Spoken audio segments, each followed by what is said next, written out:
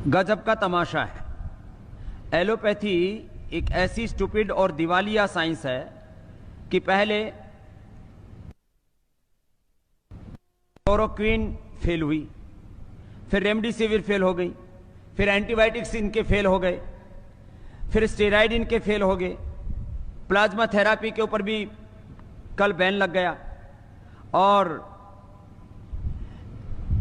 इवरमाक्टिन भी फेल हो गया, और जो है अभी एक बुखार के लिए क्या दे रहे हैं वो फेवी फ्लू, वो भी फेल है। जितने भी दवाएं दे रहे हैं, फिर लोग कह रहे हैं तमाशा हो क्या रहा है। बुखार की दवाई उनकी कोई कोरोना के ऊपर काम नहीं कर रही, क्योंकि आप बॉडी का टेम्परेचर उतार देते हैं। टेम्परेचर जिस कारण से आ रहा है, उस वायरस को, उस इन्फ्लेमेशन को, उस बैक्टीरिया को, उस जो है अलग उस फंगस को, जो भी अलग अलग प्रकार के इन्फेक्शन से जिस कारण से बुखार हो रहा हो, उसका निवारण तुम्हारे पास में है नहीं, तो कैसे ठीक करोगे। इसलिए मैं बहुत बड़ी बात कह रहा हूं, हो सकता है इसके ऊपर कुछ लोग विवाद करें। लाखों लोगों की मौत एलोपैथी की दवा खाने से हुई है।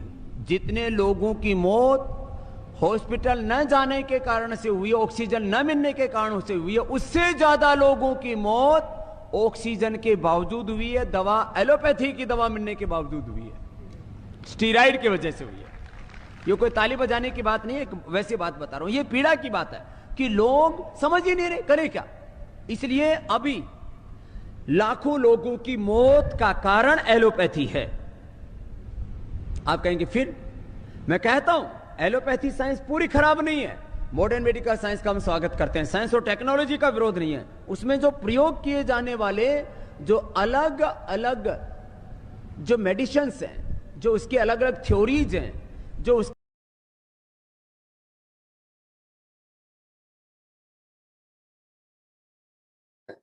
अब उनके खैर अरेस्ट तो किसी वो जो है उनका बाप भी कोई नहीं कर सकता स्वामी रामदेव को लेकिन एक शोर मचा रहे हैं कि quick arrest Swami Ramdev, quick arrest Swami Ramdev.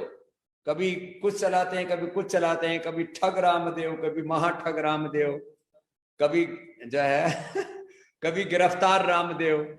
अब चलाते रहते, चलाने दो। तुम अपने लोगों को भी थोड़ा सा बीच बीच में, अब ये प्रैक्टिस हो गई है ट्रेंड चलाने की, और आप वो ट्रेंड में हमेशा ही जब टॉप पर पहुंच जाते हो, इसके लिए भी आपका बहुत बहुत अभिनंदन।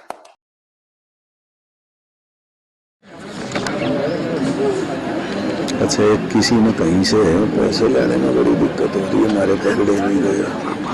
बात करो, क्या मत